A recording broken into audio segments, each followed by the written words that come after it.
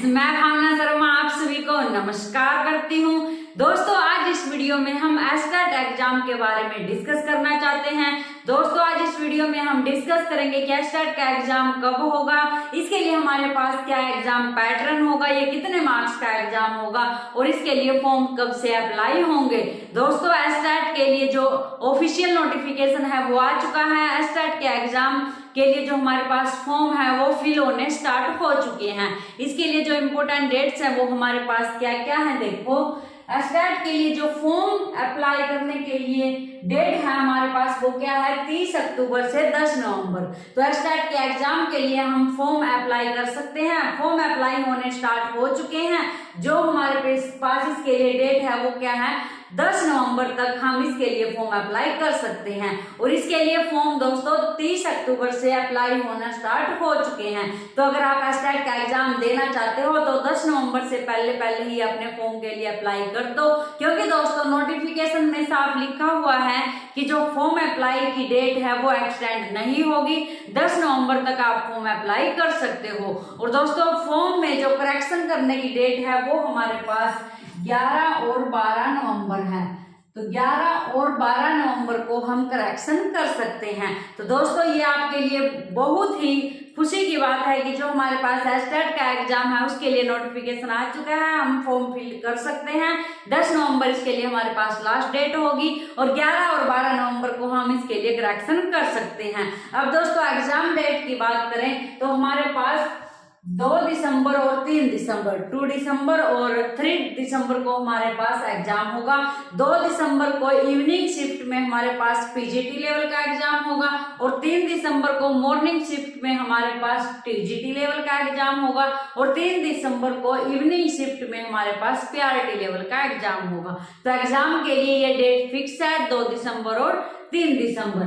अब हम दोस्तों बात करते हैं कि एस्टेट के एग्जाम का पैटर्न क्या होता है। दोस्तों, एस्टेट का एग्जाम 3 लेवल पर कंडक्ट करवाया जाता है, पीआरटी लेवल, टीजीटी लेवल और पीजीटी लेवल। जो हमारे पास पीआरटी लेवल होता है वो 1st से 5th तक के टीचर के लिए होता है। 1st से 5th तक के टीचर के लिए होता है और इसके लिए जेबीटी कंपलसरी होती है। तो जिसने जेबीटी कर रखी है वो पीआरटी लेवल के लिए फॉर्म फिल कर सकता है। इसके बाद टीजीटी लेवल के लिए जो एग्जाम होता है वो 6 से 8 तक की क्लास के टीचर के लिए होता है और इसके लिए बीएड कंपलसरी होती है। तो जिसने बीएड कर रखी है वो इस फॉर्म को फिल कर सकता है। इसके बाद हमारे पास पीजीटी लेवल है। पीजीटी लेवल हमारे पास 9 से 12 तक की क्लास के टीचर के लिए होता है और इसके लिए हमारे पास बीएड प्लस पोस्ट ग्रेजुएशन होनी चाहिए। तो यहाँ हमारे पास बीएड और पोस्ट ग्रेजुएशन होनी चाहिए, तो ही हम इस फॉर्म को अप्लाई कर सकते हैं।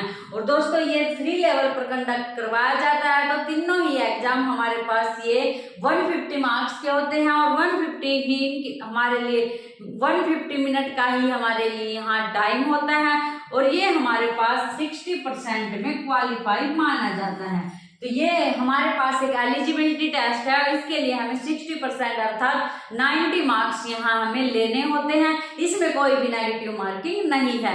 तो दोस्तों, एस्टेट का एग्जाम 150 मार्क्स का होता है, 150 मिनट का इसमें टाइम होता है अर्थात 2.5 घंटे का इसमें टाइम होता है और पास होने के लिए 60% अर्थात 90 मार्क्स लेने होते हैं। SC BC है या फिर ये जो स्पेशली कैंडिडेट है इनके लिए यहाँ हमारे पास छूट होती है, तो उनको ये 82 मार्क्स लेने होते हैं, लेकिन हमें मानकर चलना है कि 90 मार्क्स लेने हैं। और दोस्तों, यहाँ किसी भी प्रकार की नेगेटिव मार्किंग नहीं है। अब दोस्तों, एग्जाम पैटर्न के बारे में डिस्कस करते हैं कि यहाँ क्या क्या सिलेबस है, हमारे पास क्या क्या सब्जेक्ट होते हैं। सबसे पहले अगर मैं बात करूं तो सीडीपी हमारे पास 30 मार्क्स की पूछी जाती है, जो कि तीनों लेवल के एग्जाम के लिए कंपलसरी है। तो 30 मार्क्स की सीडीपी यहाँ भी होती है, 30 मार्क्स की सीडीपी यहाँ भी होती है और 30 मार्क्स की सीडीपी यहाँ भी होती है। सीडीपी हमारे पास चाइल्ड डेवलपमेंट एंड पेडागोजी। ये दोस्तों थोड़ा सा क्वेश्चंस का लेवल हाई होता जाता है, सब्जेक्ट सेम है। बाल विकास हमारे पास बाल विकास एवं शिक्षा शास्त्र यहाँ भी 30 मार्क्स का, यहाँ भी और यहाँ भी। यहाँ हमारे पास आसान क्वेश्चन होते हैं, यहाँ थोड़े से मुश्किल हो जाते हैं और यहाँ से थोड़ा और हाई लेवल हो जाता है। तो इस प्रकार से क्वेश्चन पूछे जाते हैं यहाँ पर। ऐसे ही दोस्तों हमारे पास जो हिंदी है वो 15 मार्क्स की यहाँ, 15 मार्क्स की यहाँ और 15 मार्क्स की यहाँ। ऐसे ही हमारे पास इंग्लिश है 15 मार्क्स की होती है। तो दोस्तों यहाँ तक हमारा जो है सिलेबस सेम है तीनों एग्जाम में।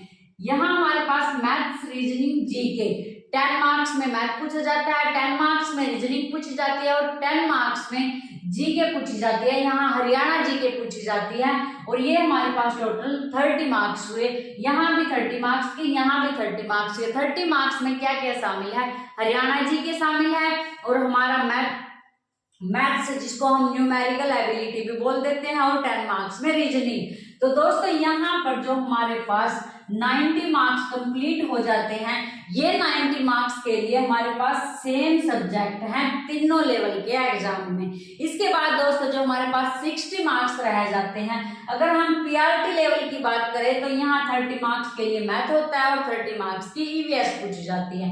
अगर मैं टीजीटी लेवल की बात करूँ तो यहाँ हमारे पास 60 मार्क्स में सब्जेक्ट होता है जिस सब्जेक्ट के आप टीचर बनना चाहते हैं। अगर आप साइंस के या फिर मैथ के टीचर बनना चाहते हैं तो मैथ्स के लिए 60 मार्क्स यहाँ होंगे। अगर आप हिंदी के टीचर बनना चाहते हैं तो सब्जेक्ट के क्वेश्चन, हिंदी के 60 क्वेश्चन यहाँ पूछे जाएंगे। तो यहाँ हमारे पास 60 मार्क्स में सब्जेक्ट आ जाता है और यहाँ भी हमारे पास 60 मार्क्स में क्या होता है? सब्जेक्ट होता है। तो दोस्तों यहाँ हमने बात की टीजीटी, पीजीटी और पीआरटी लेवल पर सब्जेक्ट क्या क्या होते हैं। 90 मार्क्स के सब्जेक्ट तीनों में सेम होते हैं।